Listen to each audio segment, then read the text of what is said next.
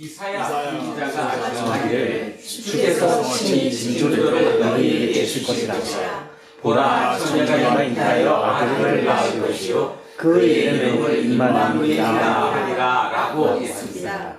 이 놀라운 소식을 들어서 아는 사람들은 어떤 어려움 가운데서도 찬양하지 않을 수 없습니다. 전능왕 오셔서 주 이름 찬송케 하옵소서.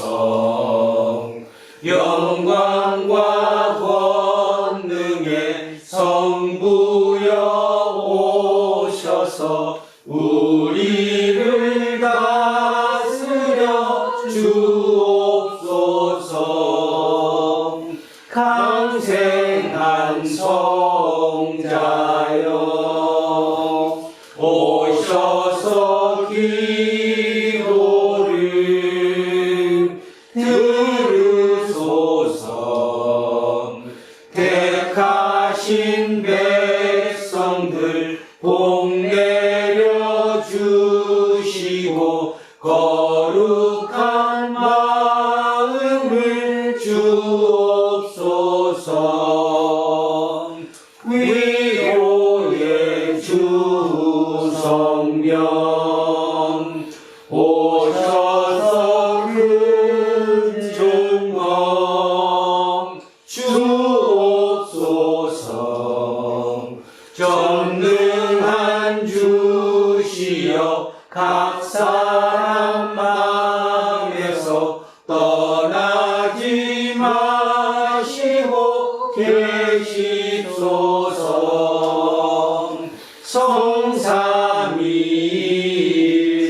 성삼위일체에 한없는 찬송을 드립니다. 존귀한 주님을 영광 중 배우고 영원히 모시게 하옵소서.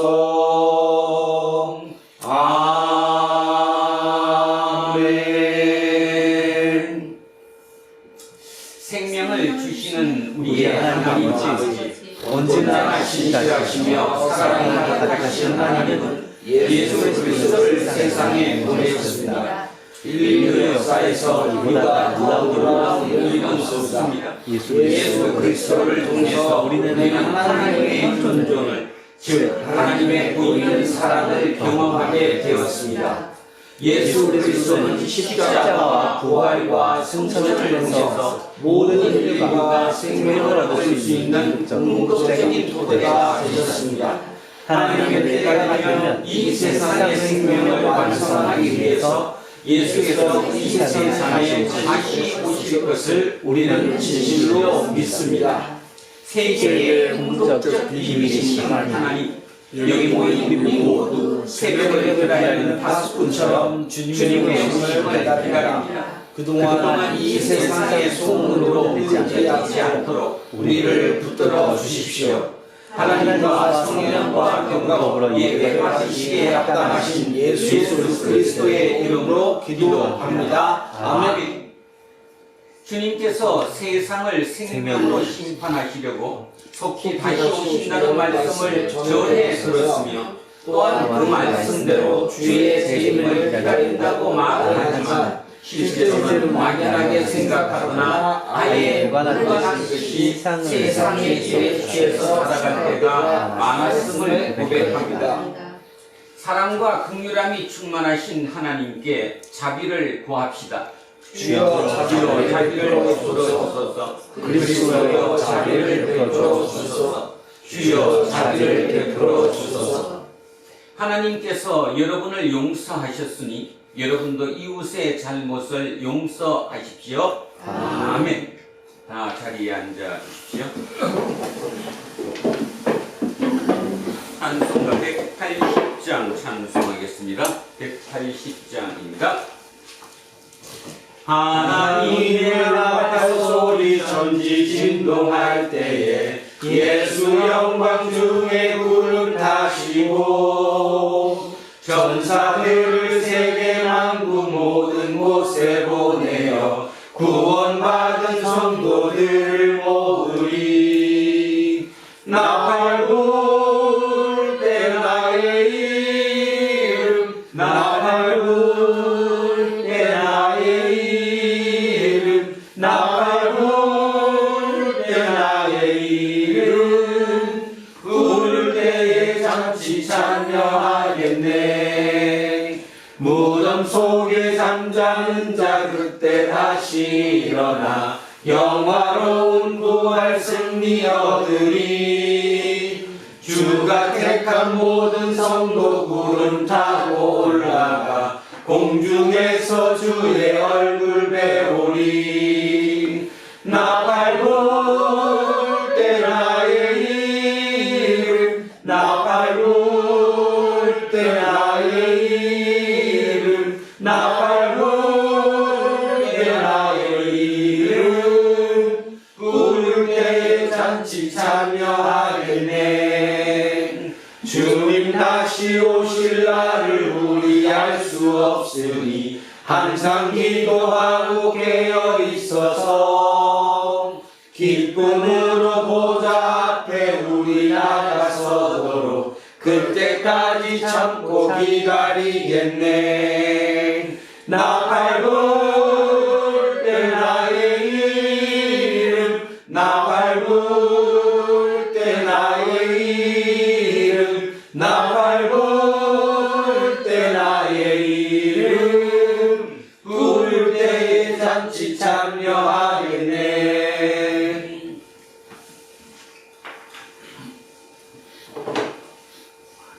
항상 기뻐하라, 쉬지 말고 기도하라, 범사에 감사하라. 이는 그리스도 예수 안에서 너희를 향하신 하나님의 뜻입니다. 살아계신 하나님 감사합니다. 지난 11월 한 달 동안도 우리들 각자의 삶의 현장에서 눈동자와 같이 지켜주시고 어떻게 나를 맞아 하나님을 찾고 찬송하게 하시니 감사합니다. 겨울이 기뻐하는 한 해의 마지막 달인 12월을 맞아 지난 한 해를 돌아보며 우리의 발걸음이 어떠했는지 바라봅니다. 천성을 향하여 가는 길에서 또한 하나님과 교제함에 있어서 어떤 모자람이 있었는지 깨닫게 하여 주옵소서. 꽁꽁 얼어붙은 돼지가 생명을 깊이 갈무리했다가 다시 새 생명이 싹트고 성장하며 열매맺는 때를 맞게 하듯이 우리의 신앙을 잘 갈무리하게 하셔서 하나님을 아는 지식을 깊게 하시며 넓게 하는 계절이 되게 하옵소서. 지구 곳곳에서 일어나는 전쟁으로 인해 우리나라도 경제적으로 외교적으로 많은 부정을 받고 있습니다. 정치와 경제, 외교, 교육 등 국민의 삶에 막대한 영향을 끼치는 모든 분야에서 하나님을 두려워하고 하나님의 도를 지키고자 하는 지도자들을 세워주옵소서. 그들의 결정 하나하나가 이 나라가 강소국으로 자리잡게 하는데 쓰임이 되게 하셔서 생명체의 눈물과 탄식이 만연한 이 지구별에 하나님의 나라가 오게 하는 중심 역할을 하는 국가로 성장케 역사하여 주옵소서. 이 시간 우리를 온전히 비우며 하나님의 말씀에 귀 기울이고자 합니다. 단위에서 오신 목사님의 건강을 지키시고 계시의 영이 언제나 함께 하셔서 말씀을 듣는 자와 전하는 자 모두에게 소망과 기쁨, 큰 덕이 되게 하옵소서.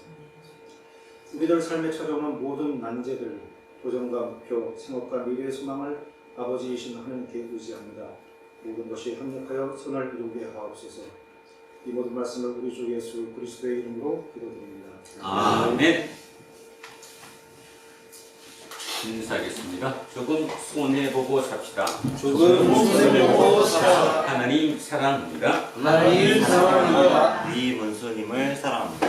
이문수님을 사랑합니다. 김재우님을 사랑합니다. 김재우님을 사랑합니다. 이영웅님을 사랑합니다. 이영웅님을 사랑합니다. 이으뜸님을 사랑합니다. 이으뜸님을 사랑합니다. 이영리님을 사랑합니다. 이영리님을 사랑합니다. 이양승님을 사랑합니다. 이양승님을 사랑합니다. 윤정숙님을 사랑합니다.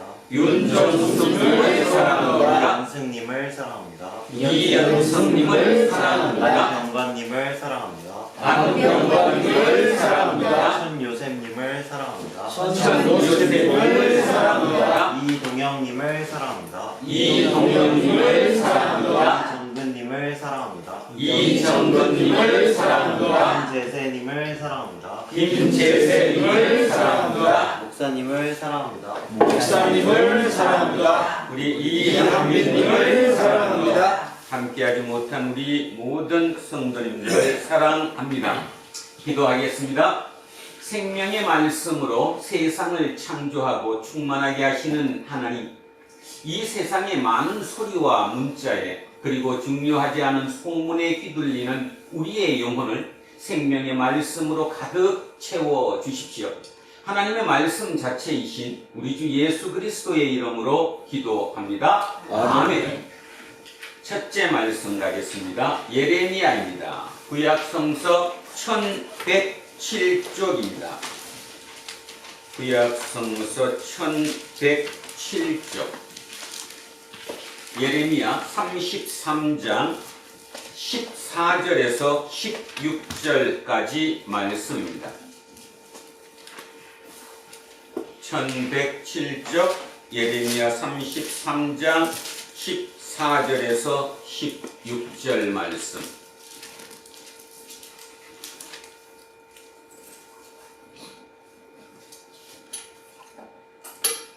자, 찾으셨으면 한 목소리로 합독하십니다. 여호와의 말씀이니라. 보라, 내가 이스라엘 집과 유다 집에 대하여 이런 선한 말을 성취할 날이 이르리라. 그날 그때에 내가 다윗에게서 한 공의로운 자기가 나게 하리니 그가 이 땅에 정의와 공의를 실행할 것이라. 그날에 유다가 구원을 받겠고 예루살렘이 안전히 살 것이며 이 성은 여호와는 우리의 의라는 이름을 얻으리라. 아멘. 성시교독 시편 25편으로 갑니다. 819쪽입니다. 819쪽 시편 25편 1절에서 10절까지 말씀입니다.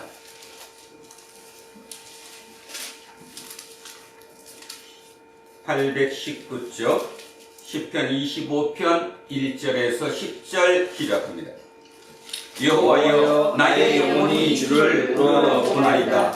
나의 하나님이여, 내가 주께 의지하였사오니 나를 부끄럽지 않게 하시고 나의 원수들이 나를 이겨 내가를 부르지 못하게 하소서. 주를 바라는 자들은 수치를 당하지 아니하리와 까닭없이 속이는 자들은 수치를 당하리이다.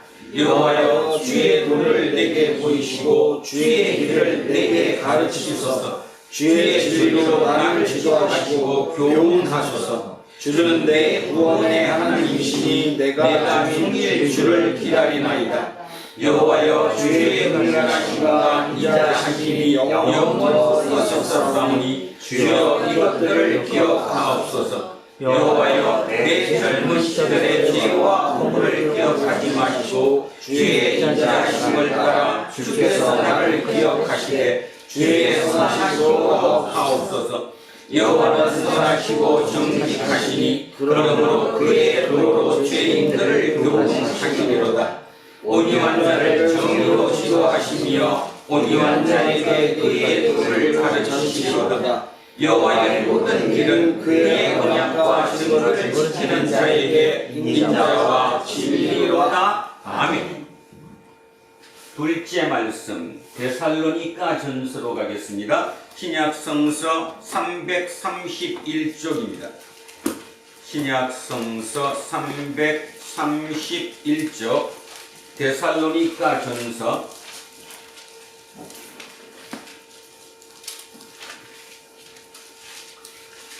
331쪽 데살로니가전서 3장 9절에서 13절까지 말씀입니다.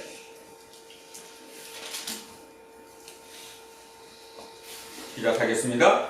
우리가 우리 하나님 앞에서 너희로 말미암아 모든 기쁨으로 기뻐하니 너희를 위하여 능히 어떠한 감사로 하나님께 보답할까. 주야로 심히 간구함은 너희 얼굴을 보고 너희 믿음이 부족한 것을 보충하게 하려 함이라. 하나님이 우리 아버지와 우리 주 예수는 우리 길을 너희에게로 갈 수 있게 하시오며 또 주께서 우리가 너희를 사랑함과 같이 너희도 피차감과 모든 사랑에 대한 사랑이 더욱 많아 넘치게 하사 너희 마음을 굳건하게 하시고 우리 주 예수께서 그의 모든 성도와 함께 강림하실 때에 하나님 우리 아버지 앞에서 거룩함에 흠이 없게 하시기를 원하노라. 아멘. 셋째 말씀 누가복음으로 가겠습니다. 133쪽입니다. 앞쪽으로 넘기셔서 133쪽 누가복음 21장 25절에서 36절까지 말씀입니다. 133쪽 누가복음 21장 25절에서 36절 시작합니다. 1월 성신에는 징조가 있겠고 땅에서는 민족들이 바다와 파도의 성난 소리로 인하여 혼란한 중에 공고하리라. 사람들이 세상에 임한 일을 생각하고 무서워함으로 기절하리니 이는 하늘의 권능들이 흔들리겠습니다. 그때에 사람들이 인자가 구름을 타고 능력과 큰 영광으로 오는 것을 보리라.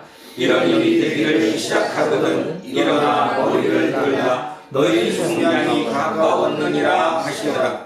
이에 비유로 이르시되 무화과 나무와 모든 나무를 보라. 싹이 나면 너희가 보고 여름이 나면 가까운 줄을 자연히 아나니 이와 같이 너희가 이런 일이 일어나는 것을 보거든 하나님의 나라가 가까이 온 줄을 알라. 내가 진실로 너희에게 말하노니 이 세대가 지나가기 전에 모든 일이 다 이루어지리라. 천지가 없어지겠으나 내 말은 없어지지 아니하리라. 너희는 스스로 조심하라. 그렇지 않으면 방탕함과 술취함과 생활의 염려로 마음이 둔하여지고 뜻밖의 그날이 덫과 같이 너희에게 임하리라. 이 날은 온 지구상에 거하는 모든 사람에게 임하리라. 이러므로 너희는 장차 올 이 모든 일을 능히 피하고 인자 앞에 서도록 항상 기도하며 깨어 있으라 하시니라. 아멘. 오늘 주신 말씀입니다. 요한복음 1장 1절에서 13절까지 말씀입니다. 천천히 용어 자체가 많이 어렵죠. 천천히 생각하시면서 자 1장 1절에서 13절 같이 합독하시겠습니다. 태초에 말씀이 계시니라. 이 말씀이 하나님과 함께 계셨으니 이 말씀은 곧 하나님이시니라. 그가 태초에 하나님과 함께 계셨고 만물로 말미암아 지은 바 되었으니 지은 것이 하나도 그가 없이는 것이 없느니라. 그 안에 생명이 있었으니 이 생명은 사람들의 빛이라. 빛이 어둠의 때 어둠이 이르지 못하더라. 하나님께로부터 보내심을 받은 사람이 있으니 그의 이름은 요한이라. 그가 육성하고 왔으니 곧 빛에 대하여 증언하고 모든 사람이 자기로 말미암아 믿게 하려 하느라. 그는 이 빛이 아니요 이 빛에 대하여 증언하러 온전한 사람 참 빛 곧 세상에 와서 각 사람에게 비추는 빛이 있었나니 그가 세상에 계셨으며 세상으로 말미암아 지은 바 되었으되 세상이 그를 알지 못하였고 자기가 오매 자기 백성이 영접하지 아니하였으나 영접하는 자 곧 그의 이름을 믿는 자들에게는 하나님의 자녀가 되는 권세를 주셨으니 그는 혈통보다 육종보다 사람의 뜻으로 하지 아니하고 오직 하나님께로부터 난 자들이니라. 아멘. 오늘은 빛과 어두움이라는 제목으로 하나님의 말씀의 은혜를 나누고자 합니다. 자, 오늘도 주보 뒤에 시를 한 편 읽으면서 시작하겠습니다. 제목은 다른 길입니다. 그렇게 시작됐다. 나의 유랑길은 한 시대의 끝간데까지 온몸을 던져 살아온 나는 슬프게도 길을 잃어버렸다.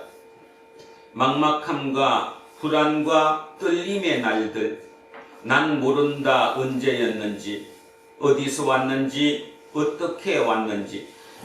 길을 잃어버리자 그 길이 나를 찾아왔다.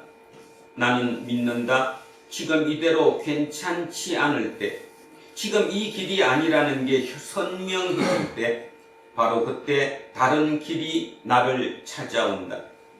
길을 찾아 나선 자에게만 그 길은 나를 향해 마주 걸어온다.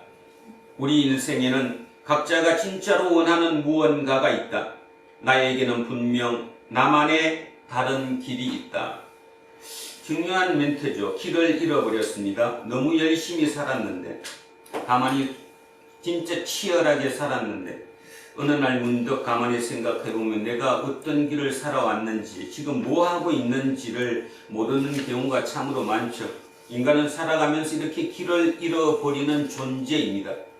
그런데 대부분의 이 길을 잃어버리고 나면 좌절하거나 절망에 빠지지만, 시인은 이렇게 고백합니다. 내가 길을 잃어버리자 길이 나에게 찾아왔다고.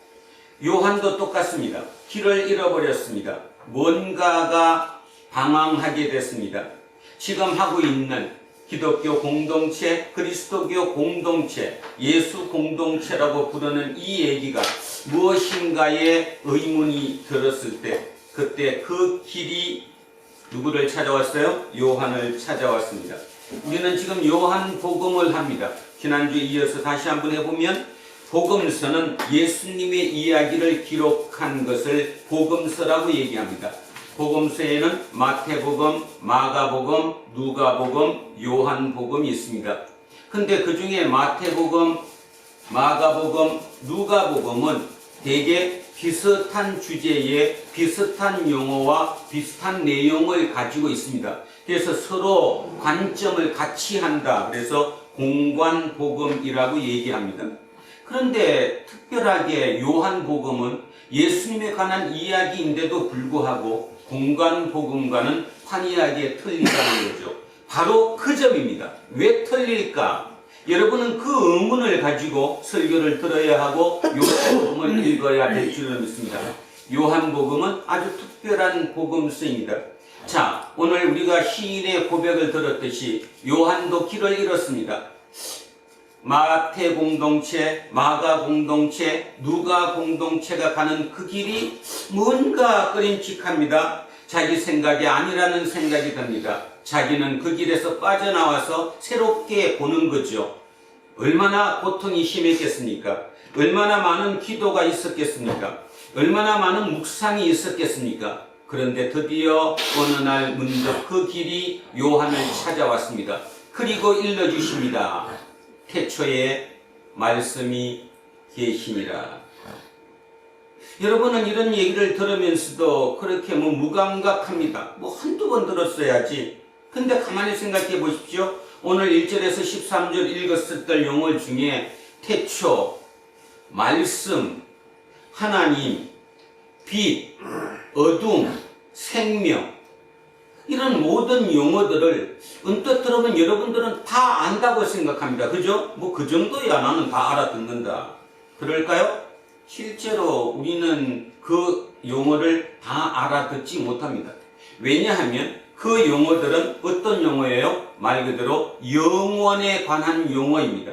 지난주에 있어서 다시 한번 생각해 보면 우리는 시간과 공간의 지배를 받는 3차원의 존재입니다.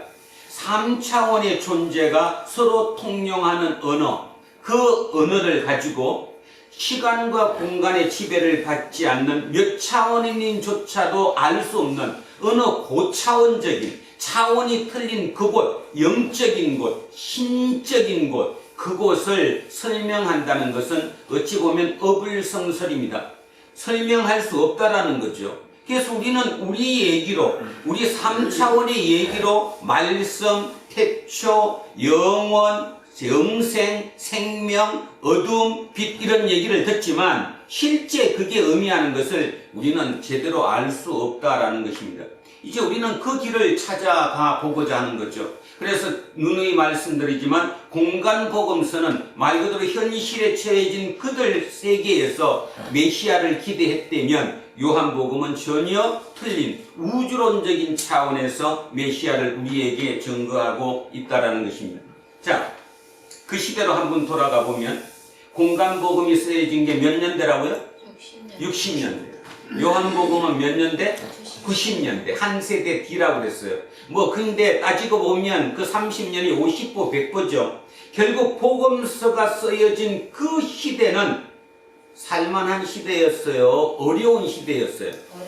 아주 어려운 시대였어요. 자, 여러분, 인간은 사회적인 존재입니다. 그렇기도 하죠. 그래서 우리는 틈만 나면 엮어요. 누구와 누구를 엮고 친구를 엮고, 그죠? 그걸 조금 더 확장시켜서 무슨 모임을 만들고, 등산도 등산 모임을 만들고, 독서도 독서회를 만들고, 그죠? 그걸 조금 더 확장시키면 동창회가 있고, 그 다음에 지방 향후회라는 게 있고, 뭐든지 이렇게 모임을 자꾸 만들죠. 사회학자들은 이것을 왜 그런다고 그래요? 존재론적 뭐 때문에 안정감을 얻기 위해서라고 해요. 존재론적 안정감을 얻는다. 불안하니까, 뭔가 혼자서는 외로우니까, 불안하고 떨리니까, 자, 이런 곳에서 그 불안함을 뭐 하기 위해서? 안정감을 얻기 위해서, 존재론적 안정감을 얻기 위해서 우리는 이렇게 인간들은 모임을 많이 만든다고 해요. 그런데 그거보다 더 큰 거 있잖아요. 그걸로도 불안이 해소되지 않아요. 그럼 이제 뭐예요? 아주 큰 거를 만드는데 제도적. 그러니까 이제 조금 전에는 존재론적이라고 그랬는데 이번에는 제도적인 안전장치를 말이하죠. 그 제도적인 안전장치를 뭐라고 그러느냐? 국가라고 얘기합니다. 국가. 대한민국, 일본, 중국, 미국 얘기하는 그런 거. 그 큰 곳이죠. 거기서 안정감을 얻는 거예요. 요즘 가만히 생각해보면 지금 대한민국은 그래도 이 속에서는 대한민국이 지금 어떻게 갈까 두려워하고 불안해하고 하지만 실제로 예전에 비해서 보면 굉장히 안정감을 많이 찾았죠. 다른 외국에 나가더라도 대한민국에서 왔다 한국 사람이다 그러면 다 인정받을 정도로, 그죠? 그럴 정도로 결국 국가라고 하는 제도적인 그것을 통해서 우리는 더 큰 안정감을 얻었습니다. 그런데 어떻습니까?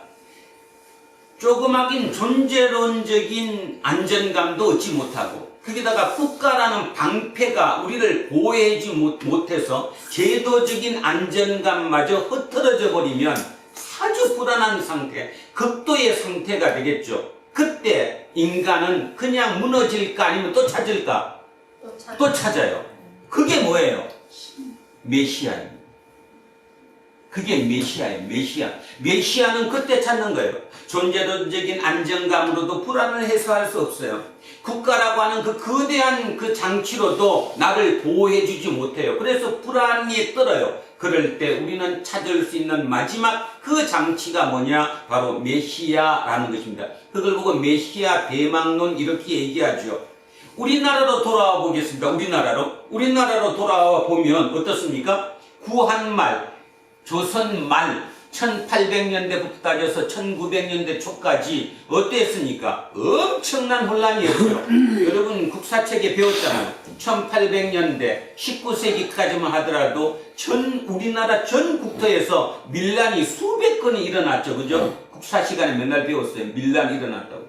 너무나 혼란스러웠다는 거죠. 그 혼란에다가 이제 그 세대교체기, 뭔가 전 세계가 힘을 얻고 새롭게 변하는 그 와중에 우리는 식민지 지배를 받았던, 그래서 너무나 혼란했던 그때 어땠습니까? 그때 우리나라 사람들은 나라도 나를 못 지켜주고 우리의 안정감을 어디서도 찾을 수 없구나. 그러니까 우리 다 죽어버리자. 그랬어요? 아니면 뭉쳤어요? 뭉쳤어요. 그게 뭐예요? 동학농민운동 같은 그런 일이었죠. 그렇게 뭉쳤어요. 결국 뭉치면서 그들이 했던 거 뭐예요? 메시아를 찾았지.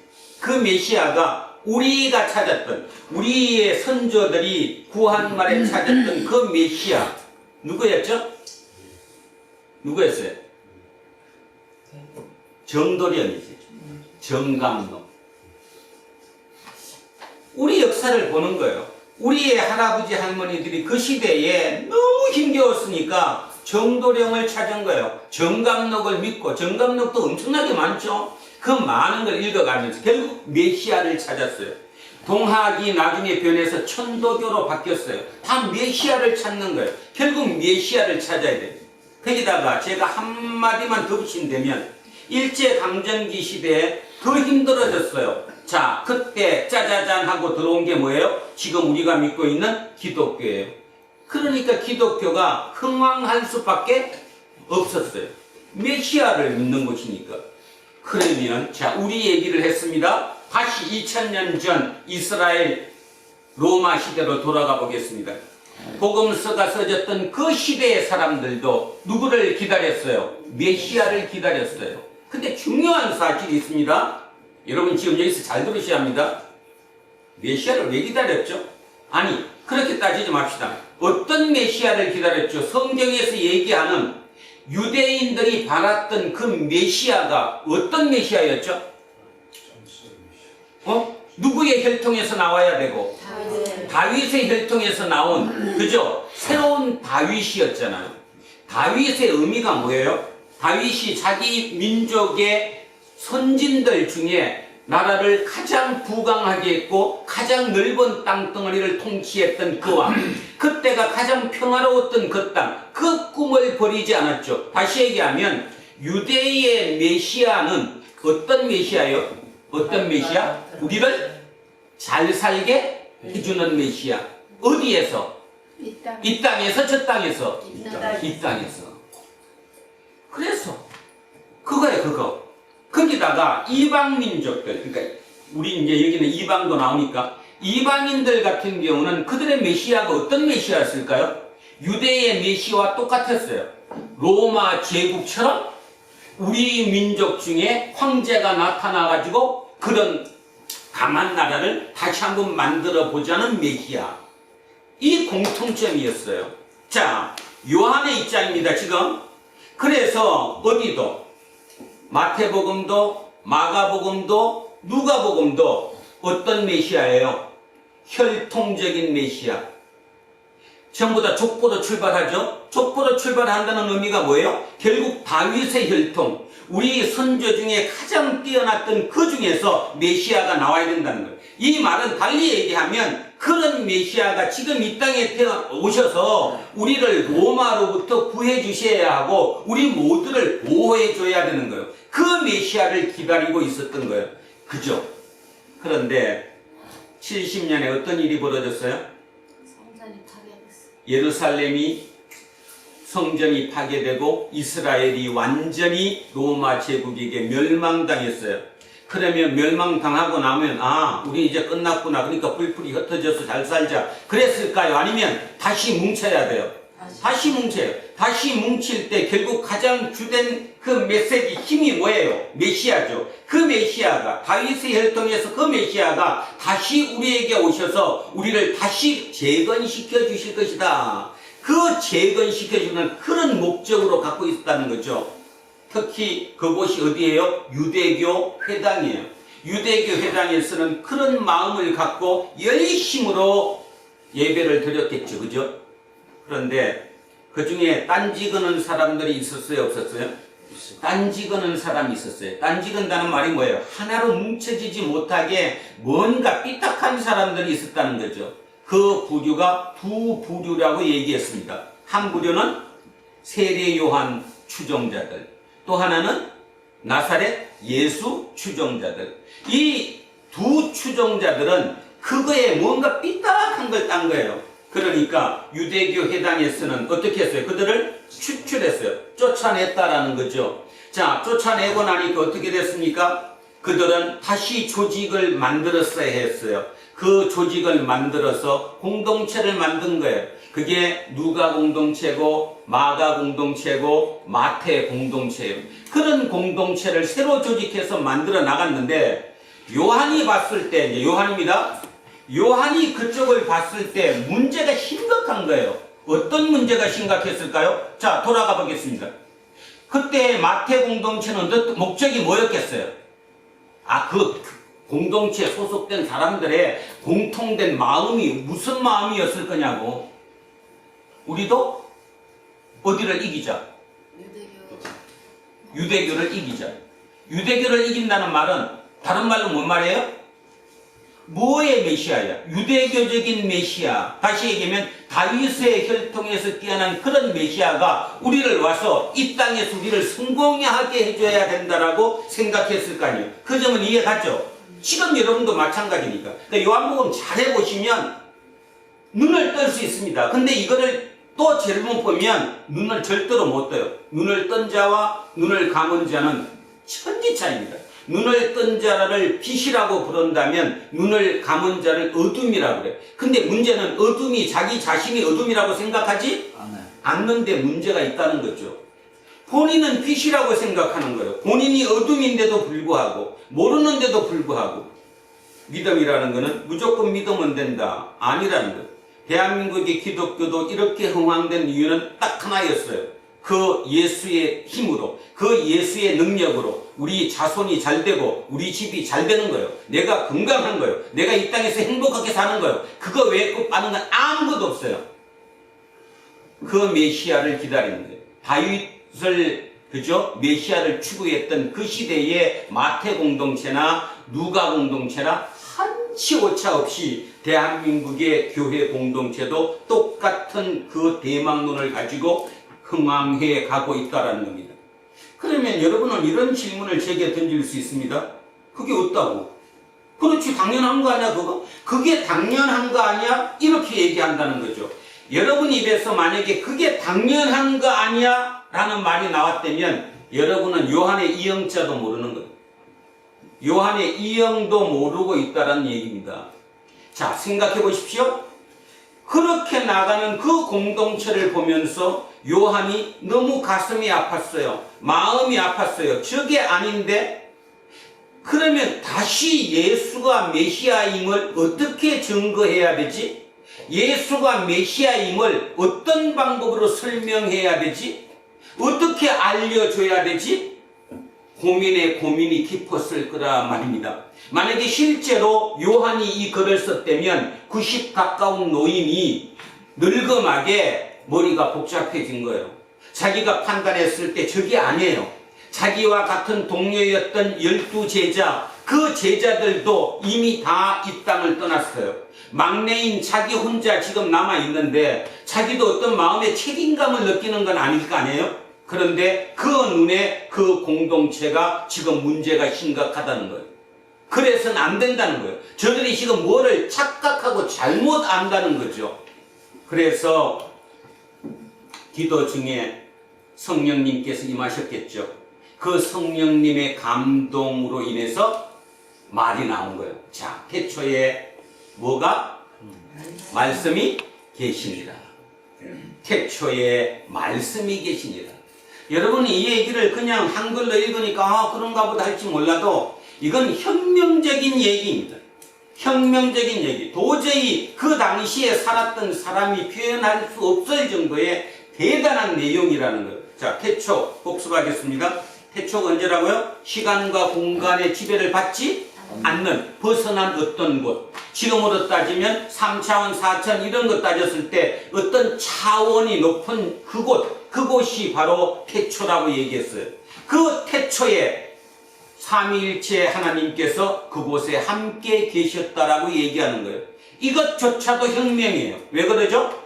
분명히 인간으로 이 땅에 오신 예수 그리스도는 인간적인 3차원 존재에 그걸 벗어날 수가 없었어요. 어떻게, 그죠? 기원전 3년, 4년 사이에 태어났다고 하는 마리아를 엄마로 요셉을 아버지로 해서 태어난 그가 어떻게 136억 년 전, 빅뱅이 일어나기 전, 태초에 이 땅이 창조되기 이전에 있었다라고 얘기할 수 있겠어요? 그 흐뭇만한 얘기 아니에요, 그거? 그걸 어떻게 알아들을 수 있어요? 여러분도 솔직히 못 알아듣잖아. 그냥 뭐 안다고 들으니까 아 그런가 보다 하는 뿐이지 실제로 그 깊이에 내가 들어가 보려고 하지 않잖아요.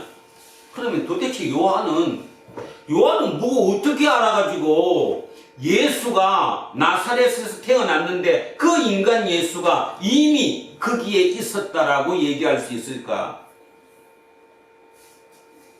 아주 중요한 얘기입니다. 이런 얘기를 읽어갖고는 도대체 알 수 없다는 거죠. 제가 미리 얘기했죠? 3차원 존재의 인간이 그 언어로 영혼을 얘기할 수 없다고요. 어떻게 설명을 해요? 자, 그럼 요한은 왜 그랬을까요?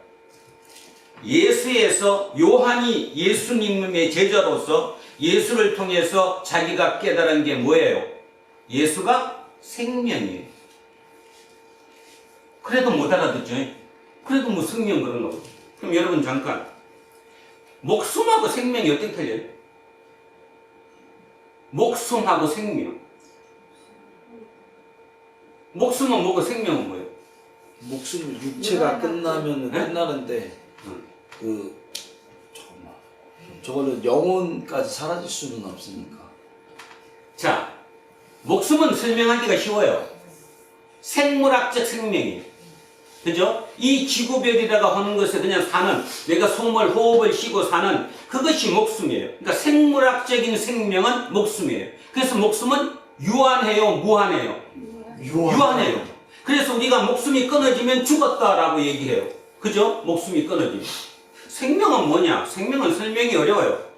뭐 어떻게 얘기하길 방법이 없어요. 틀림없는 한 가지는 뭐냐 하면 생명은 목숨보다 차원이 높은 거예요, 낮은 거예요? 높아요. 높은 거예요. 틀림없이 높은 거예요. 그죠? 그런데 하나님께서는 우리를 창조하셨어요. 창조주가 하나님이에요. 그리고 창조하셔서 이 지구별에 우리를 태어나게 하셨어. 그리고 우리에게 목숨을 주셨어. 그죠? 그 목숨을 갖고 이 땅에서 살라고. 자, 2000년 전으로 돌아가면 그 세계 2000년 전 고대인들 입장에서 신은 어떤 신이었을까요? 신은 말 그대로 신이야. 지 맘대로 하는 사람. 제우스 신. 그죠? 그때 신전이 참 많았잖아요. 그 성경에도 신전이 많이 나오잖아. 그 모든 신전에 있는 그 신들은 지 맘대로 아니에요? 지가 기분 나쁘면 후했다가, 그죠? 기분 좋으면 떨었다가. 쉽게 얘기해서 그 신들은 목적이 있어요, 없어요? 목적이 없어요.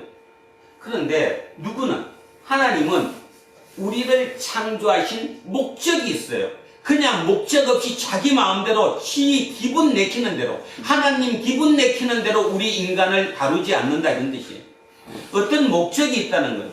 그렇다면 중요한 것은 이 땅에 살라고 우리에게 목숨을 주셨는데, 생물학적인 생명을 주셔서 이 목숨을 갖고 이 땅에 살라고 그랬어요. 그래서 이 목숨은 굉장히 중요한 거예요. 목숨보다 더 중요한 게 어디 있어요? 그죠? 누구든지 목숨보다 더 중요한 게 없다라고 얘기해요. 그러면 목숨을 왜 주셨을까? 이게 문제가 되는 거예요. 그죠? 목숨을 왜 주셨을까? 목숨보다 더 큰 무엇을 하라고 주신 거예요. 그러면 지금부터 한번 해보겠습니다. 공부를 열심히 해서 우리 한빈이가 세무사에 붙는다. 목숨보다 커요? 커요? 작아요? 작아요. 작죠? 네. 우리 장로님이 농장을 하셔서 이제 내년에 대박을 나셨다. 막 그냥 사람들이 막 우러러보고 어떻게 그만큼 키웠어요? 자, 목숨보다 커요? 작아요? 네? 아, 솔직히 얘기해요. 작죠? 틀림없이 작은 거예요. 그죠? 자, 이 애더미가 로또 복권을 맞췄어요. 자, 무조건 커요. 목숨보다 작아요? 커요? 다시 얘기하면 우리가 목숨을 거는, 지금 이 땅에 살아가면서 내가 목숨 걸고 산다고 하는, 치열하게 하는 그 삶의 그 대부분이 목숨보다 커요? 작아요? 작아요. 네, 맞잖아요. 작아요. 근데 우리는 어떻게 사느냐? 거기에 목숨 걸고 살아요. 네. 맞죠? 네. 우리 목숨을 거기다 건다니까?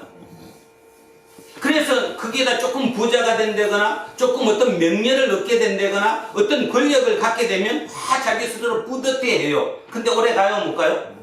못 가는 이유가 있죠. 목숨보다 그게 안 크기 때문이에요.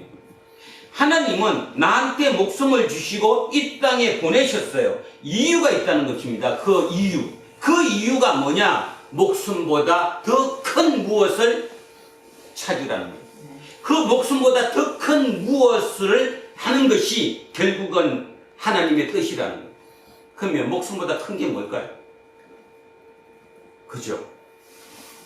그게 생명이에요. 다른 말로 영생이에요. 요한은 그 얘기하는 거예요, 지금. 그 영생을 얻었느냐? 영생을 얻었느냐고 묻는 거예요. 그 영생을 얻어야 되는 거예요. 근데 지금 마태 공동체, 누가 공동체가 추구하고 있는 것은 영생을 추구해요. 메시아를 추구하는 이유가 영생을 추구해요. 아니면 잘 먹고 잘 사는 걸 추구해요. 한마디로. 그렇죠. 이 땅에서 잘 먹고 잘 사는 거. 우리 선배 목사님들 중에 젊은 시절에는 참 저분이 옳다. 왜 옳았죠? 그분이 추구한 것이 뭐를 추구했기 때문이에요? 생명을 추구했기 때문이에요. 그래서 사람들이 우러러봤어요. 그리고 저분이 진짜다. 어느 날 그런 분들이 변절을 해요. 뭘로 변절을 해요? 목숨보다 낮은 거에 목숨 거는 거예요. 이유가 뭘까요? 대중이 그걸 원하니까. 다시 얘기하면 그걸 보면서 여러분 뭐 느낍니까? 요한복음이 200년이 넘어서야 일로 들어온 거예요. 복음서로.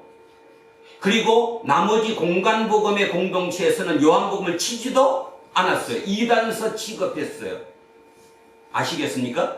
그런데 결론은 2000년 지난 지금 결론은 어떻습니까? 지금 이 똑똑한 현대인들이 그래도 4대 복음서 중에 뭐에 가장 마음이 꼽힐까요? 요한복음. 그걸 아셔야 돼요. 다시 얘기하면 요한이 본 게 지금 핵심적인 내용을 지금 말씀드리는 겁니다.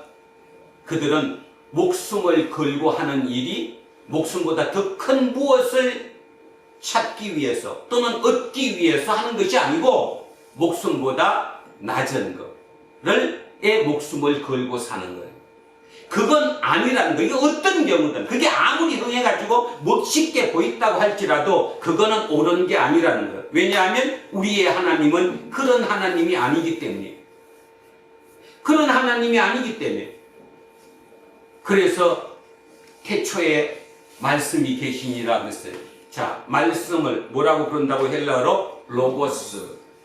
로고스는 원리, 원칙, 진리, 지혜 이런 뜻입니다. 또 다른 말로 이성. 이 말은 뭔 말인가 하면 우리가 믿는 신, 예수 그리스도죠. 그 신은 당신들이 얘기하는 제우스 신, 다른 기타의 모든 그 신전에 있는 그 신들과는 차원이 같은 차원이다, 틀리다는 얘기를 하는 거예요.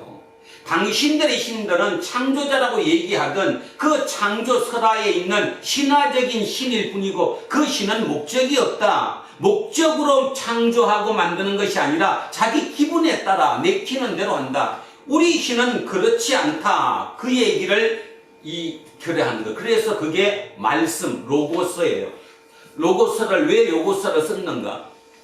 자, 그러면 그 당시에 살았던 사람들, 특히 그 중에 지식인들은 태초에 말씀이 계시니라. 태초에 로고스가 계시니라. 이 로고스가 예수 그리스도라고 그렇게 했겠죠.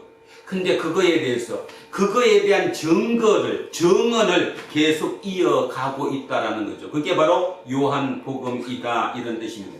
자, 그래서 이제 오늘 하나씩 들어가 보면 그런 얘기입니다. 태초에 말씀이 계시니라. 태초, 자, 영원입니다. 여기는 시간과 공간의 제한을 받지 않는 그곳을 영원이라고 합니다. 이 영원은 시간과 공간의 개념이 없습니다. 그래서 성경에도 나옵니다. 하루가 뭐 같다고? 하나님 앞에서는 하루가 1000년 같다고. 그러면 하루, 1일, 이꼬르 1000년 이 말입니까? 아니죠. 뭔 뜻이에요? 시간의 개념이 없다라는 소리예요. 그 얘기가. 하루가 1000년 같다는 말이 시간의 개념이 없다는 얘기예요. 바로 그곳이 뭐였다? 태초였다. 이 태초가 하나님이 계신 곳이다. 고로 이 태초를 다른 말로 하면 영원이고 다른 말로 하면 하나님의 나라다. 그죠? 이 하나님의 나라에 생명이 있는데 그 생명이 바로 뭐다? 영생이다. 영생. 그 영생은 질적으로 우리의 목숨과는 차원이 틀린 그다. 그래서 제가 다시 아까 걸로 돌아가면 목숨보다 더 큰 무엇이 뭐냐 물으면 답은 딱 정해졌어요. 뭐예요? 영생이에요. 생명이에요. 생명. 근데 그 생명을 요한은 누구에게서 봤어요? 그 전까지는 본 적이 없으니까 얘기를 할 수 없었는데 누구를 통해서 그 영생을 봤어요?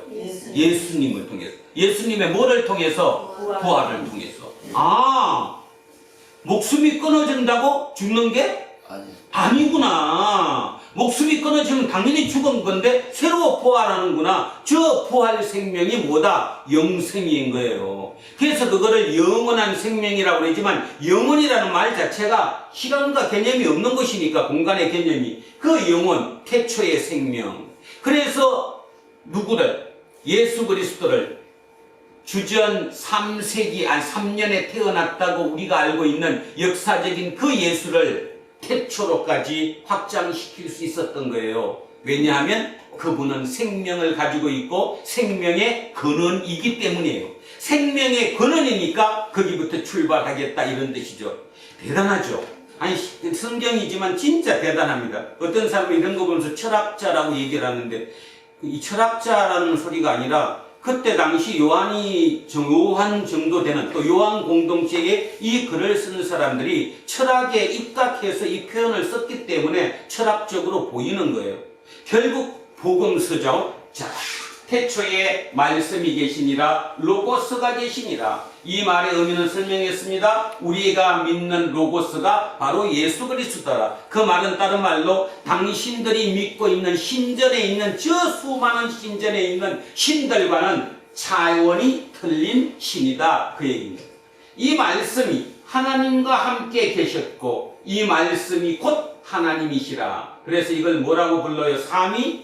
삼위일체, 성부, 성자, 성령. 그래서 삼위일체 하나님이 태초에 함께 계셨다. 우리는 결국 이 태초의 생명을 얻어야 되는 거다. 영원의 생명을 얻어야 된다. 그게 영생이다. 그 영생을 얻는 것을 다른 말로 뭐라고 그런다? 구원이라고 그런다. 그게 구원이다. 근데 우리의 구원은 뭐냐? 지금 빚 갚아야 되니까 빚 갚아주는 게 구원이고, 지금 몸이 아프니까 몸 아픈 거 해결해주는 게 구원이고, 지금 이 땅에 살아가면서 그 목숨을 위해서 하는 그 모든 행위를 우리는 구원이라고 착각한다 이런 말이죠. 요한은 그게 아니라고 얘기하는 겁니다. 자, 그가 태초에 하나님과 함께 계셨고 만물이 그로 말미암아 지은 바 되었다. 천지 창조죠. 창조가 되었다. 자, 지은 것이 하나도 그가 없이 된 것은 없다. 결국 그가 창조주로서 함께 하셨다. 그 안에 그가 누구예요? 그가 누구예요? 예수님. 그러니까 정말 여기로 따지면 그가 누구예요? 말씀, 로고스. 그 안에 생명이 있었다. 여기부터입니다. 그 안에 생명이 있었다. 이 생명을 뭐라고 부른다? 영생이라고 부른다. 이 생명은 사람들의 빛이라. 사람들의 뭐라고요? 빛. 요거 설명을 좀 더 해드리겠습니다. 천지 창조를 하셨습니다. 태초에 하나님께서 창조를 하셨습니다. 그때 제일 먼저 창조한 게 뭘까요? 뭐예요? 빛이 있으라.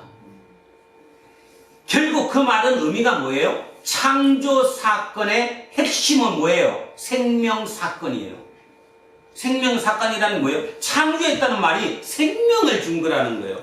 그런데 생명, 요 앞에 지금 이 꽃이 이렇게 있어요. 지금 3주째인데도 잘 살고 있죠. 제가 물 한 번밖에 안 줬는데. 어떻게 살죠 이게? 이 생명이 지금 이게 어떻게 살아요? 뭐하고 뭐해? 학교를 잘 댕겼나 안 댕겼나 공부 잘 하셨나 봐요. 뭐하고? 이 공기 중에 떠있는 이산화탄소하고. 그 다음에 밑에서 뿌리에서 올라오는 물하고 이거를 뭐가 있어야 되잖아. 하나가 빛, 가장 빛. 중요한 게 결정적인 게 빛. 빛. 그걸 보고 무슨 작용? 탄소 동화작용. 다른 말로 광합성. 자, 생명입니다. 생명의 가장 결정적인 요인이 뭡니까 지금? 빛. 물론 뭐 금방 얘기했던 그 물, 그 다음에 이산화탄소 얘기했지만 그걸 작용하게 만든 생명 활동을 하게 만든 결정적인 요소가 뭐예요? 빛이에요. 고로 빛이 곧 생명이에요. 그죠? 그런데 문제는, 자, 문제입니다. 이 빛이 생명이라는 것까지는 뭐 이제 좀 이해할 만해요. 아, 생명 사건에는 가장 중요한 요소가 있는데 그게 빛이다. 빛이 없으면 생명 사건은 없다. 그래서 천지 창조, 창세기 1장 3절에 빛이 있으라. 그게 제일 먼저 창조한 거다. 이유가 뭘까? 창조는 생명 사건이니까. 자, 그래서 생명이 있었으니 이 생명은 사람들의 빛이라까지는 이해가 가는데 문제는 5절이죠. 5절에 뭐가 문제죠? 빛이 어둠에 비쳤는데 어둠이 깨닫지 못하더라. 여러분 성경 한번 찾아보세요. 여기에 번호가 붙어 있을걸요. 깨닫지 못하리라. 여기에 몇 번이라고 붙어 있어요? 2번. 1번. 1번? 2번. 2번. 그리고 밑에 2번 가니까 뭐라고 그랬어요? 이기지 못하더라. 또는 이기지 못하리라. 번역본마다 틀립니다. 우리 번역본은 지금 깨닫지 못하더라도 번역을 했고, 그 다음에 다른 번역본들 중에 많은 번역본들이 어둠이 이기지 못하리라 라고 번역되어 있습니다. 결국 뭐 같은 뜻인데 깨닫지 못하더라, 어둠이 이기지 못하더라. 왜 몰랐을까요? 빛인데. 빛이 오면 바로 빛, 저게 빛이다 하는데 결국 우리가 생각하는 빛은 물리적인 빛이죠. 어쨌든 이것도 인조적인 빛이지만 빛은 빛이니까. 자, 빛이죠. 빛은 물리적이에요. 물리적인 빛. 그런데 지금 우리가 여기서 얘기하는 이 빛은 물리적인 빛이 아니에요. 아니잖아. 물리적으로 보이는 게 아니잖아. 근데 왜 빛이라고 그런다고? 생명 활동을 하기 위해서는 가장 중요한 게 뭐가 있어야 된다? 빛이 있어야 된다. 그러니까 생명이 있다는 말은 빛이 있다는 거예요. 빛이 없으면 생명 활동 자체가 일어날 수가 없으니까. 자, 그런 의미에서 영원한 생명, 그러면 당연히 빛이 나오는 거죠. 그 빛의 역할을 하는 게 누구라는 겁니까? 지금 하나님이, 예수 그리스도라는 거죠. 그 예수 그리스도가 빛으로 이 땅에 오셨다는 거예요. 그리고 그 빛이 우리를 비춘다는 말은 우리의 생명을 활동을 하고 있고 생명을 살리고 있다, 그런 말이잖아요. 지금 그 얘기하는 거예요. 그러니까 실제적인 물리적인 빛이 아니라 어떤 관념적인 빛이니까 그 빛을 어둠이 깨닫지 못하는 거죠. 깨닫는 방법은 뭘까요? 깨닫는 방법은 공부하셔야 돼요. 깊이 있게 묵상해야 돼요. 깊이 있게 찾아봐야 돼요. 내 마음을 열고 그 길을 봐야 돼요. 그래야 그게 보여요. 자세히 보니까 아름답다라는 시처럼, 그죠? 가까이 보니까, 자세히 보니까, 바로 그 예수를 깊이 있게 자세히 보니까 그게 보인 거예요. 누구 눈에? 요한의 눈에. 요한은 10대 때 예수를 만났거든요. 그렇게 이런 나이에 예수를 만나서 예수의 옆에 함께 있다가 보니까 이제 그게 보인 거예요. 깊이 있게 보니까. 그런데 성경에 보면 이거 나오죠. 예수님이 나중에 나사렛 자기 고향에 들렸잖아요. 자기 고향에. 그랬더니 그 회당에서 글을 펴갖고 성경을 읽었더니 사람들이 하긴 했는데, 입어 보려고 대단하다 하긴 했는데 뭔 얘기를 해요? 너 유다, 시몬, 베드로, 그죠? 다 유다의 형님 아니야? 그리고 네 여동생들이 지금 여기서 시집가서 다 잘 살고 있는 그 오빠 아니야? 이렇게 얘기하잖아요. 왜 그렇죠? 왜 그 사람들은 아주 어릴 때 태어날 때부터 그 예수를 받고 요한은 나중에 성장해서 예수를 3년 동안 쫓아다닌 것밖에 없는데 따지면 왜 요한의 눈에는 보였고 그 고향 사람들 눈에는 그것이 보이지 않았을까? 깊이 보지 않았기 때문에 그렇다. 자세히 보지 않았기 때문이다. 근성으로 들어서 그렇다. 교회를 30년 다녔는데도 아직도 왜 예수를 제대로 모를까? 근성으로 댕겼으니까. 그리고 또 하나는 자기의 선입관념을 가지고 댕겼으니까. 내가 믿는 예수는, 나사렛 예수는 다윗 혈통의 다윗과 같은 그 예수니까 그 메시아론을 가지고 그 선입관념을 가지고 내가 예수를 쳐다보기 때문에 내가 안 변하는 거예요. 죽었다 깨나도 안 변하는 거예요.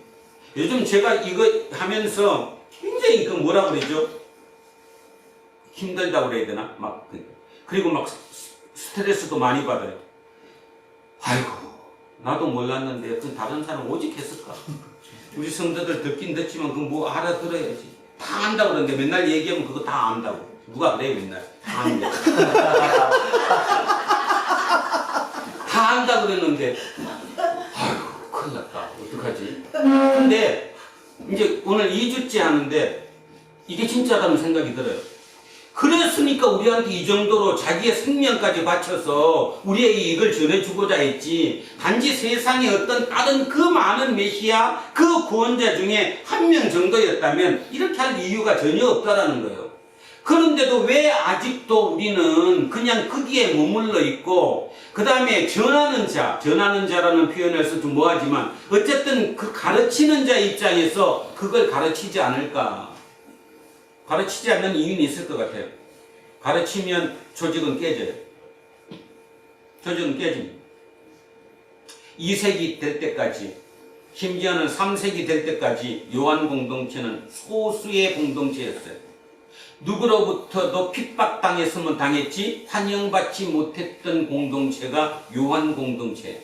그런데 이들은 그 소수가 똘똘 뭉쳤어요. 이게 옳다고 믿었기 때문에. 결국 이게 옳다고 믿었고 하나님의 뜻이 여기 있기 때문에 이게 성경 안에 들어갔고 지금까지 이 요한복음이 이어져 왔다라는 거죠. 그죠? 그런 면에서 우리는 진짜 다시 한번 마음을 열고 선입관을 버리고 요한을 한번 따라가 봐야 되지 않을까 그런 생각이 듭니다. 요한은 틀립니다. 진짜 자세히 깊이 있게 보지 않으면 요한이 봤던 그 얘기를 우리는 알아들을 방법이 없어요. 그거를 알아듣기만 하면 우리의 인생은 180도 바뀔 수 있는데 지구별에 80억이 산다고 얘기하지만 그 중에 진짜 극소수의 누군가는 진짜 어떤 경지에 오르는 사람들이 있거든요. 그럼 그들은 왜 그렇게 사느냐 그런 뜻입니다. 그게 그 신앙의 힘이고 믿음의 힘이고 제대로 봤기 때문이라는 거죠. 자, 빛이 어둠의 빛이다. 어둠이 깨닫지 못하더라. 이게 우리 얘기입니다. 우리는 깨닫지 못합니다. 자기는 깨달았다고 끝없이 얘기하는데 실제로는 깨닫지 못했습니다. 특히 요한이 보는 입장에서는 깨달은 사람이 하나도 없습니다. 마태 공동체도 아직 못 깨달았습니다. 누가 공동체도 아직 못 깨달았습니다. 다 안다고 얘기하는데 그들의 가는 방향을 봐서는 절대로 그게 아닙니다. 저렇게 가서는 저 끝이 좋지 않다라는 거죠. 그걸 확실하게 본 거예요. 그래서 빛이 어둠에 비쳤는데 어둠이 깨닫지 못하더라. 그러면서 우리 그 작은 그 다른 번역본으로 다시 해보면 빛이 어둠에 비치되 어둠이 결코 이기지 못하리라. 결국 요한의 마음속에 깊은 곳에 그게 있었던 거예요. 아무리 네가 어둠이 누구를 죽이려고 어둠이 누구를 죽이려고 공격하는 거잖아요. 지금 빛을 죽이려고 빛을 제거하려고 어둠이 빛을 제거하기 위해서 진짜 발악을 한다고 할 좀 표현이 뭐하지만 그럴 정도로 하지만 결코 어둠은 빛을 제거할 수 없다라는 확신. 그게 요한 속에 있었던 거예요. 그죠? 그래서 이 표현이 나온 거예요. 빛이 어둠에 빛이 돼 어둠이 깨닫지 못하더라. 마음속에 어떤 한이 맺혀 있는 거죠. 답답함이 표현되어 있는 거예요. 어떻게 해야 되지 도대체? 그래야 영생을 얻는 건데 영생을 얻는다는 말을 어떻게 듣지? 예수를 믿으면 영생을 얻는다? 생명이 바뀌었다? 바뀌었으면 완전히 체인지가 돼야 되는데 체인지가 되는, 새롭게 영적으로 태어나야 되는데 그렇게 태어나지 못했다라는 걸 얘기하는 거죠. 하나님께로부터 보내심을 받은 사람이 있었다. 하나님께로부터 보내심을 받은 사람이 있으니 그의 이름이 요한이라. 이 요한은 무슨 요한이에요? 세례 요한이에요. 이 요한 아니에요? 사도 요한이 아니라 세례 요한. 세례 요한. 그러면 왜 세례 요한의 얘기를 하지 않을 수가 없을까요? 제가 시작할 때도 그 얘기했는데 그 당시만 하더라도 예수 추종자들보다 누가 더 많았어요? 세례 요한 추종자가 훨씬 많았어요.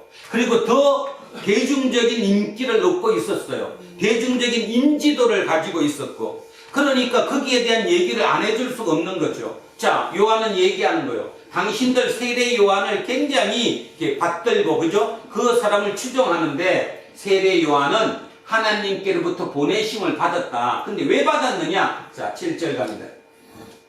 그가 정언하러 왔으니 곧 빛에 대하여 정언하고 모든 사람이 자기로 말미암아 믿게 하려 함이라. 빛에 대해서 정의한대요. 자, 이제 오늘 여기까지는 다 됐어요.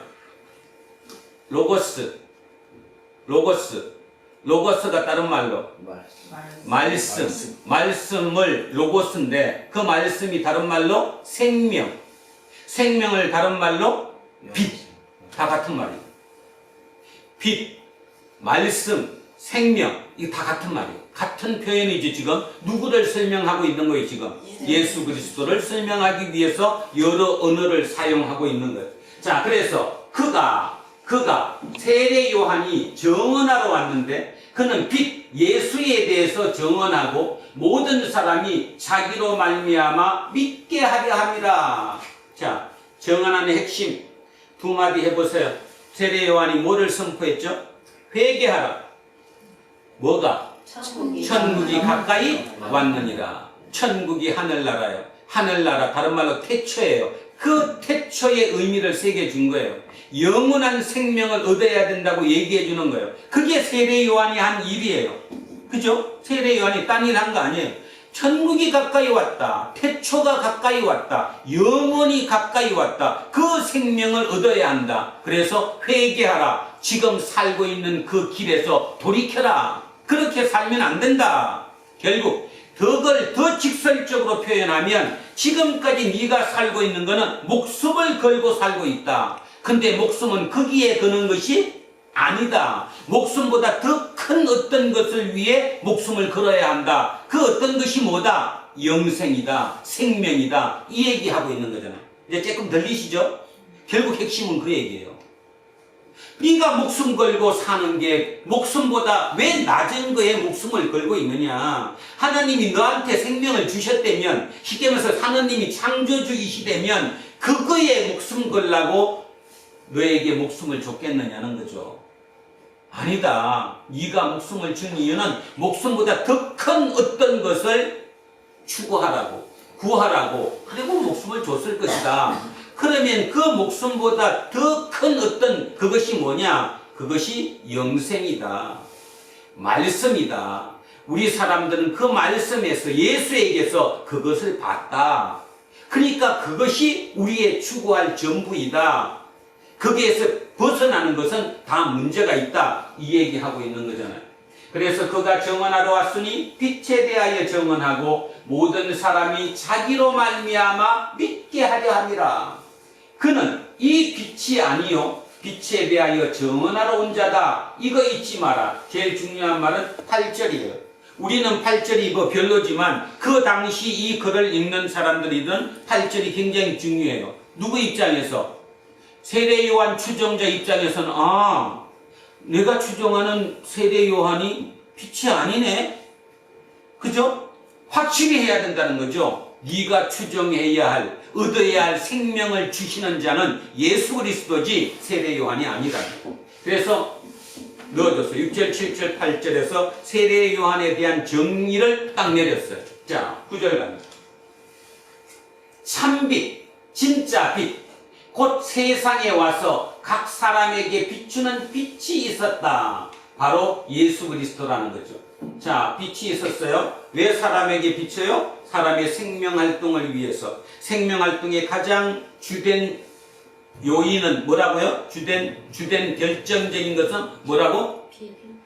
빛이 없으면 생명활동을 못하니까. 자, 그래서 각 사람에게 빛을 비추었다. 그가 세상에 계셨으며 세상은 그로 말미암아 지은 바 되었고 세상을 창조했고 세상이 그를 알지 못한다. 우리도 몰랐잖아. 말로는 뭐 창조주, 삼위일체 하나님 이렇게 얘기하지만 실제로 진정으로 마음속으로 그분이 나를 지으셨고 그분이 이 땅을 창조하셨고 그분이 지금도 이 땅을 통치하고 계심을 솔직히 믿지 못하잖아요. 근데 세례 요한은 사도 요한은 정확하게 그거를 캐치하고 믿었잖아요. 자기 스승에 대해서 정확하게 알았잖아요. 그리고는 어떻게 했어요? 기존의 사도들하고 자기하고 분리를 시켰죠. 그래서 사도 중에 최고 대장은 누구였죠? 베드로. 당연하죠, 그죠? 그런데 요한복음에서는 베드로가 이거죠. 베드로가 이거예요. 그리고 자기 이름을 바로 요한이라고 쓰지는 못하니까 뭐라고 했어요? 주가 사랑하는 자라고.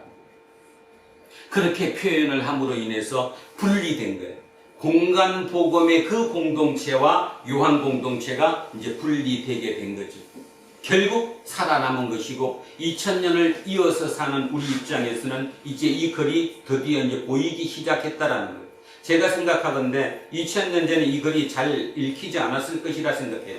그들이 그 능력으로 그 고대인의 물론 시각이 뛰어난 사람도 있었겠지만 일반적인 보편적으로 따져서 태초가 뭔지 로고스가 정확하게 어떤 의미인지 신경이나 썼겠어요? 삶이 너무 어려운데 오늘도 이런 설교 들으면서 속으로 막 뚝뚝 올라오지 않아요?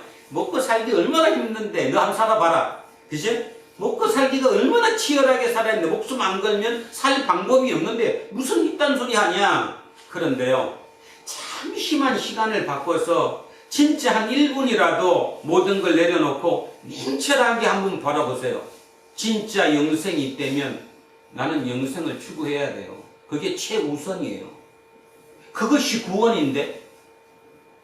근데 그러면 아니면 그게 아니라면 완전히 다 엉터리 아니에요.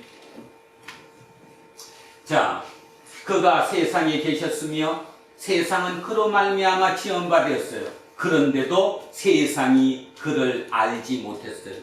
우리도 몰랐어요. 근데 이제 이거를 통해서 우리는 이제 알아가고 있는 중이에요.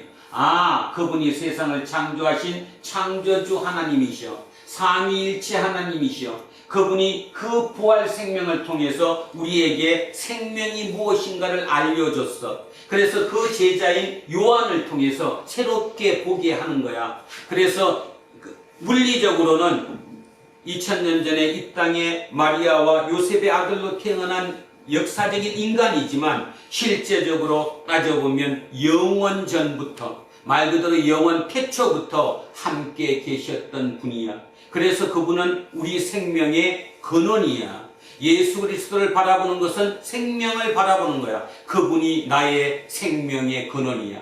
이 생명의 근원이 최우선이지 돈 많이 버는 거, 명예가 높아지는 거, 권력을 쟁취하는 거, 세상에서 돋보이게 하는 거, 그것이 우선이 아니야.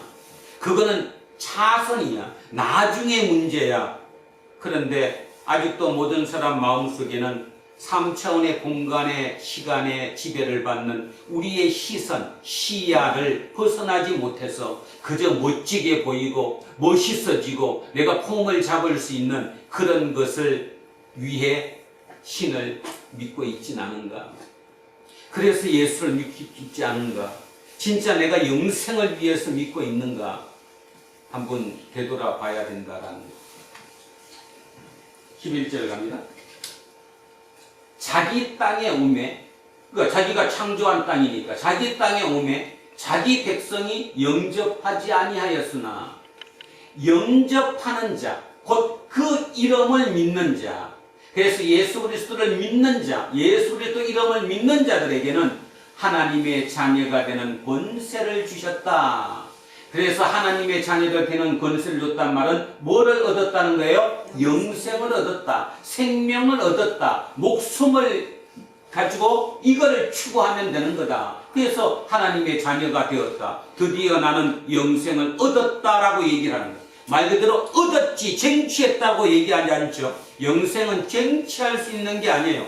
영생은 얻는 거예요. 내가 시선을 바꿔서 예수 그리스도에게 시선을 두고 내 생각을 거기에 두면 영생을 얻을 수 있는 거예요. 새로운 생명을 얻는 거예요. 목숨보다 더 높은 어떤 그 더 큰 것을 얻을 수 있다.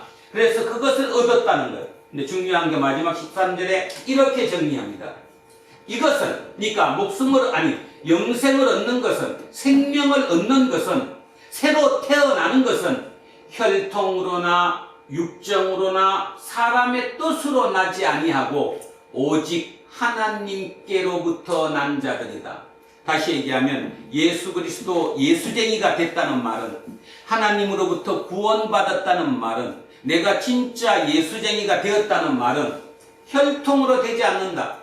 유전으로, DNA가 이어져서 나오는 어떤 혈통적인 유전으로 태어난 것이 아니고, 육정, 남자와 여자의 그 관계를 통해서 사람이 태어나는 그것으로 태어난 것도 아니고, 또 사람의 뜻, 사람의 어떤 의지로, 사람의 어떤 결정으로 내가 그렇게 해야 되겠다, 이런 어떤 의지를 갖고 난 것도 아니다. 그러니까 영적으로 새롭게 생명을 얻은 새로 태어난 그 사람은 누구에게로부터 난 거다? 하나님께로부터 난 자들이다. 우리가 목숨을 걸고 추구해야 할 게 바로 이것이다. 하나님께로부터 나야 된다. 하나님께로부터 났다는 말은 생명을 얻었다. 다른 말로 얘기하면 영생을 얻었다. 그래서 나는 영생을 얻었다. 이 영생을 얻는 것이 이 목숨을 갖고 추구해야 할 최상의 가치이다. 요한은 지금 이 얘기하는 것. 조금 어렴풋하게 이해가 되시는가 모르겠습니다. 마태 공동체, 마가 공동체, 누가 공동체가 추구했던 것과 요한 공동체가 지금 추구하는, 다른 말로 메시아는 완전히 틀리다라는 것을 기억하셔야 합니다. 메시아론, 다시 정리를 하면 이렇습니다. 인간은 사회적인 존재입니다. 혼자서는 외롭고 불안하고 떨려서 힘들어합니다. 그래서 그들은 조직을 만들죠. 그래서 존재론적인 안전감을 얻기도 하고, 더 큰 어떤 안전막이 바로 뭐예요? 국가 같은 그걸 한다. 그런데 세상을 살다가 보면 국가가 나를 안전하게 해주지 못하는 그런 경우까지 닥치게 된다. 그럴 때 인간이 마지막 추구할 수 있는 것이 메시아론이다.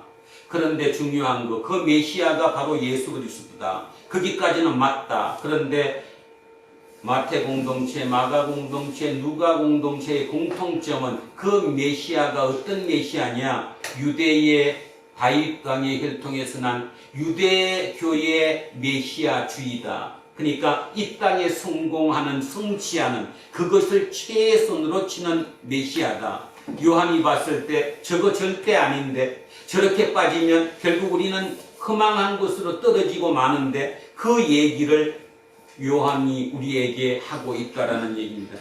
요한의 얘기는 뭐예요? 네가 목숨을 걸 대상은 그런 세상적인 성취가 아니다.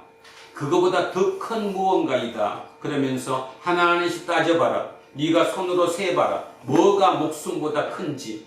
네가 지금 추구하고 있는 대부분의 돈, 권력, 명예, 그 어떤 것도, 이 땅을 살아가는 그 어떤 것도 목숨보다 크지 않다.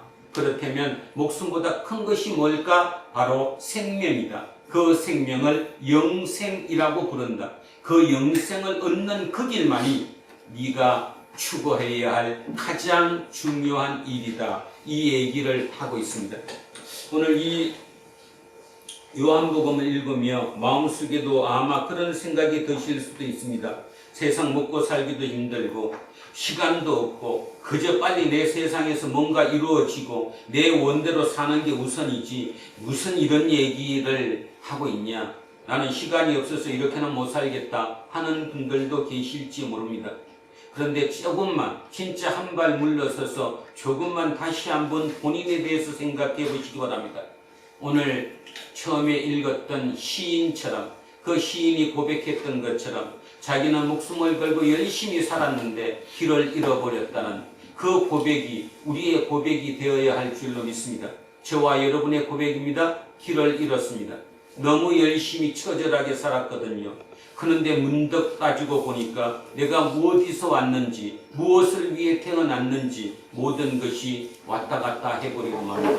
그렇게 길을 잃어버렸을 때 바로 그 길이 나에게 다가왔다. 오늘 저와 여러분 모두에게 요한을 통해서 그 길이 우리 모두에게 다가오는 기적의 역사가 우리 모두 속에 생기기를 주님의 이름으로 간절히 축원드립니다. 아멘. 자, 오늘 본문 다시 읽고 기도하겠습니다. 천천히 읽습니다. 생각하시면서 태초에 말씀이 계시니라. 이 말씀이 하나님과 함께 계셨으니 이 말씀은 곧 하나님이시니라. 그가 태초에 하나님과 함께 계셨고 만물이 그로 말미암아 지연과 되었으니 지연이 하나도 그가 없이는 된 것이 없느니라. 그 안에 생명이 있었으니 이 생명은 사람들의 빛이라. 빛이 어둠에 비치되 어둠이 깨닫지 못하더라. 하나님께로부터 보내심을 받은 사람이 있으니 그의 이름은 요한이라. 그가 증언하러 왔나니 곧 빛에 대하여 증언하고 모든 사람이 자기로 말미암아 믿게 하려 하냐. 그는 이 빛이 아니요 이 빛에 대하여 증언하러 온 자라. 참빛이 곧 세상에 와서 각 사람에게 비추는 빛이 있었나니 그가 세상에 계셨으며 세상은 그로 말미암아 지연과 되었을 때 세상이 그를 알지 못하였고 자기 나름의 자기 백성이 영접하지 아니하였으나 영접하는 자 곧 그 이름에 있는 자들에게는 하나님의 자녀가 되는 권세를 주셨으니 이는 혈통으로나 육정으로나 사람에게서 나지 아니하고 오직 하나님께로부터 난 자들이니라. 아멘. 살아계신 아버지 하나님, 2000년의 시차를 두고 요한의 글을 읽었습니다. 그 요한을 통해서 저희에게 주신 그 메시지가 아주 크리라고 생각합니다. 그러나 이 시간 주님께 고백할 일이 있습니다. 우리는 무지하고 무능합니다. 지혜가 부족합니다. 웬만한 말로는 제대로 알아들을 수가 없습니다. 성령님께서 우리와 함께 하시고 우리를 성령님의 능력으로 깨닫게 하여 주십시오. 그래서 그 로고스가 우리에 다가왔다는 그 말, 빛이 우리를 비치고 있다는 말, 그 빛이 내게 있다는 그런 모든 말이 우리 속에 온전히 비치게 하시고 이 시간 이후에 온전히 깨달은 만큼 내 이 땅의 삶의 목숨을 무엇을 위해 쓸 것인가를 깨달아 알아서 그것을 위해 한 발 한 발 정진할 수 있는 우리 두란노 공동체 모든 식구들이 될 수 있게 하옵소서. 감사드리며 거룩하신 예수 그리스도 이름으로 기도합니다. 아멘. 453장 찬송합니다. 예수도 알기 원하네 그 모든 넓은 은혜와 대속해 주신 사랑을 간절히 알기 원하네. 내 평생의 소원, 내 평생의 소원, 대속해 주신 사랑을 간절히 알기 원하네. 성령께서 성되셔서 진리를 가르치시고 거룩한 뜻을 깨달아 예수를 알게 하소서. 내 평생의 소원, 내 평생의 소원, 계속해 주신 사랑을 간절히 알기 원하네. 성령의 감화 받아서 하나님 말씀 배우니 그 말씀 안절안절이 내 맘에 교훈되도다. 내 평생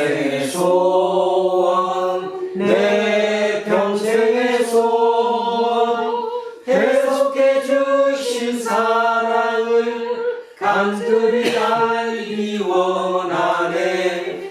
예수가 계신 보좌는 영광에 둘러 있도다. 평화의 왕이 오시니 그 나라 왕성하도다. 내 평생의 소원, 내 평생의 소원, 대속해 주신 사랑을 간절히 알기 원하네. 다 자리에서 일어서십시오. 사도신경으로 신앙 고백 드리겠습니다. 나는 존귀하신 아버지 하나님 천지의 창조를 믿습니다. 나는 그의 위대하신 아들 우리 주 예수 그리스도를 믿습니다. 그는 성령으로 인되어 영병자가 되시고 본디오 빌라도에게 그날마다 십자가에 죽으시고 장사되기 사흘 만에 죽은 자 가운데서 다시 살아나셨으며 하늘에 오르시어 전능하신 아버지 하나님 우편에 앉아 계시다가 거기로부터 살아있는 자와 죽은 자를 심판하러 오십니다. 나는 성령을 믿으며 거룩한 공동교회와 성도의 교제와 죄를 용서하는 것과 몸의 부활과 영생을 믿습니다. 아멘. 내일은 모든 것을 아낌없이 드리네. 사랑하고 의지하며 주만 따라 살리라. 주께 드리네. 주께 드리네. 사랑하는 구주 앞에 모두 드리네. 오늘도 주님께 모두를 드립니다. 이 예물에 우리의 마음까지 담아 올려드립니다.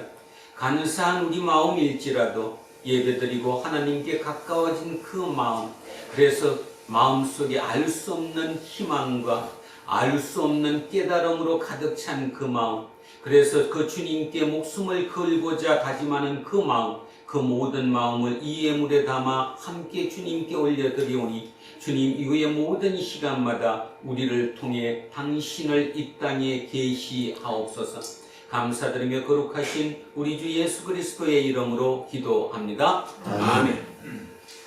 우리는 세상이 읽고 있는 성경이다. 우리는 세상을 원하는 시간이다. 우리는 세상에서 관심받는 설교다. 하늘에 계신 우리 아버지의 이름을 거룩하게 하시며 아버지의 나라가 오게 하시며 아버지의 뜻이 하늘에서 같이 땅에서도 이루어지게 하소서. 오늘 우리의 일용할 양식을 주시고 우리가 우리에게 대해서 사랑하는 사람을 우리 죄를 용서하여 주시고 우리를 시험에 빠지지 않게 하시고 악에서 구하소서. 나라와 권능과 영광이 영원히 아버지의 것입니다. 아멘. 오늘 주신 말씀에 새길 얻어서 세상으로 나가서 살아갈 때에 나 혼자 힘으로 늘 부족하오니 주여 나를 도우사 승리하게 하소서. 아멘. 이제 2024-2025년 교회되기 시작되는 대림절 첫째 주일의 공동 예배가 끝났습니다. 새롭고 설레이는 희망찬 마음으로 일상으로 돌아가십시오. 그 일상에서 휘둘리지 말고 구원의 때를 간절히 기다리는 사람에게 구원의 은총이 경험된다는 사실을 기억하며 다시 오실 주님을 기다리며 살아가십시오. 이제는 우리 주 예수 그리스도의 은혜와 하나님 아버지의 영원 무궁하신 사랑과 성령님께서 우리와 함께 하시고 우리를 이끄시니 오늘 이곳에 고개 숙인 우리 모두에게와 우리의 자녀들과 가정 위에 일터와 사업체 위에 그리고 이 나라 이 민족 위에 이제로부터 영원토록 함께 하시기를 간절히 축원하옵나이다. 아멘.